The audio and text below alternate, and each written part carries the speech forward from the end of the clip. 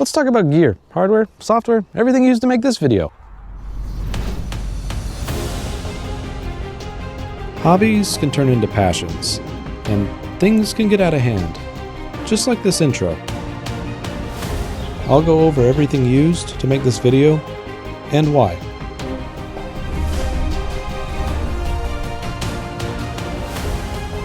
We will look at the cost of everything if you bought it new today. The cost of the hobby. That was a bit excessive. Anyway, let's talk about the gear. Let's start with the camera, Nikon Z8.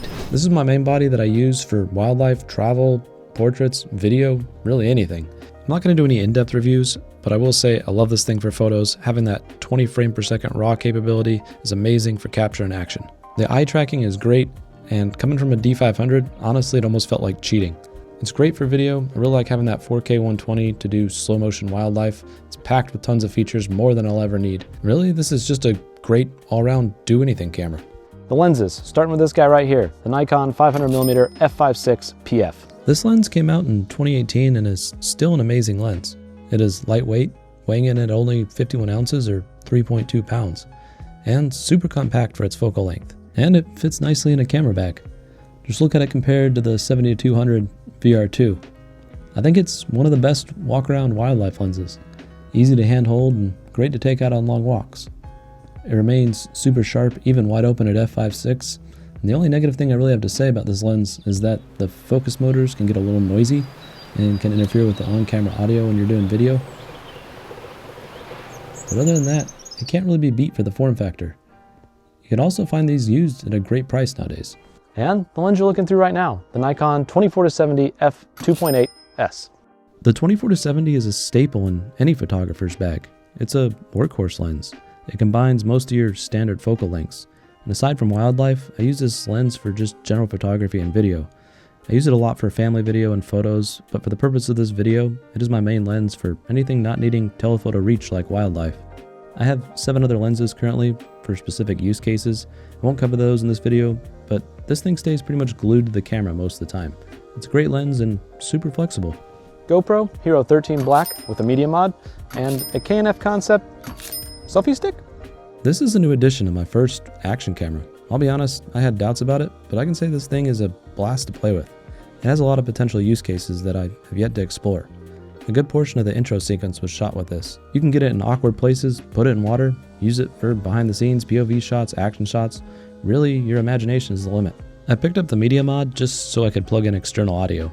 If you have one of these, let me know if you like it, and any tips you may have, because I'm just getting acquainted with it. For video tripod, we've got the SmallRig AD01. Great budget tripod for video, smooth and solid, not especially light, but it gets the job done. For sound, we're using the DJI Mic Mini.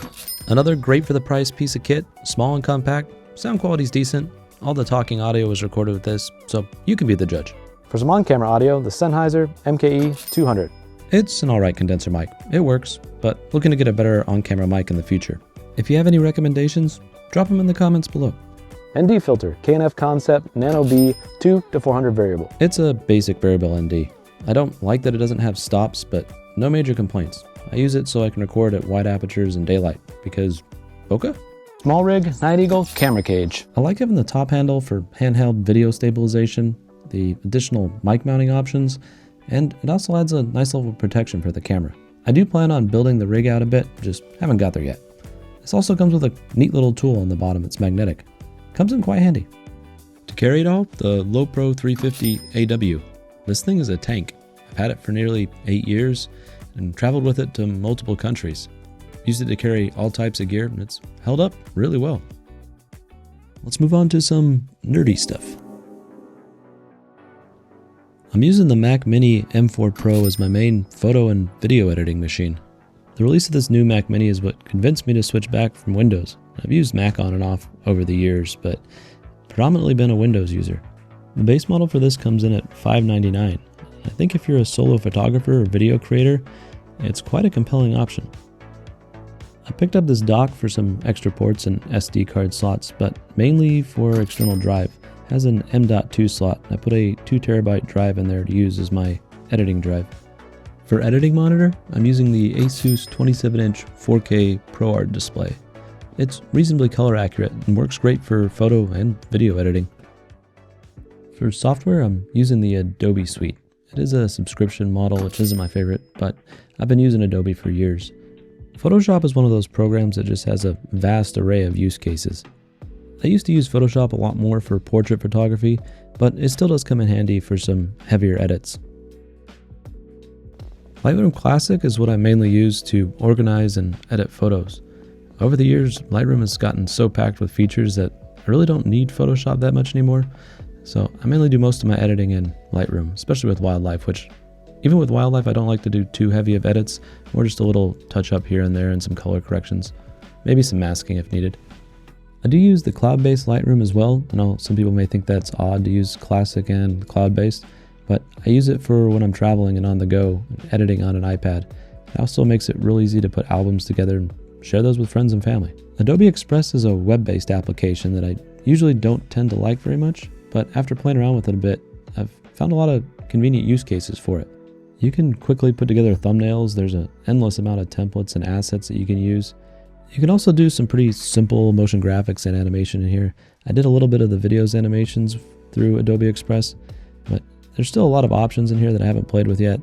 It has a decent amount of basic features that I've been playing around with. I found it quite useful.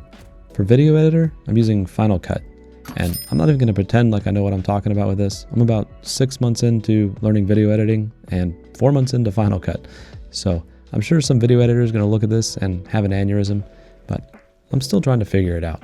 I will say from someone that has no video editing history that Final Cut is fairly user-friendly and quite intuitive. I would like to learn DaVinci Resolve in the future, but for now I'll keep using Final Cut until I get a better grasp on it. It runs really well on the M4 Mac, and honestly it's been really fun to learn. Now if we add the cost of everything up we used to make this video, it comes out to $13,108.28. To be fair, most of the stuff was acquired over a long period of time and with trade-ins, but still, it's kind of a hard number to look at. And I know that there's people out there walking around with lenses that cost more than that total amount, but I'm just your average guy with a hobby. Maybe one day. I do want to try and make something clear so that this video doesn't get misconstrued. I'm not trying to discourage anyone from doing photography or any hobby for that matter. Quite the opposite, actually. With any hobby, there's a wide range of associated costs and things can balloon out of control pretty easy, and photography is definitely no exception. But with photography especially, the equipment that we use is just a creative tool that gives us different capabilities. So you don't need the latest tech. Create with what you have. That opening shot took way more attempts than I'd like to admit. It was just a GoPro swinging from a tree, and in my head, I thought it'd be simple. But anyway, if you'd like to support me, you can click here to subscribe. It's free. Or if you'd like some photography tips, click up here.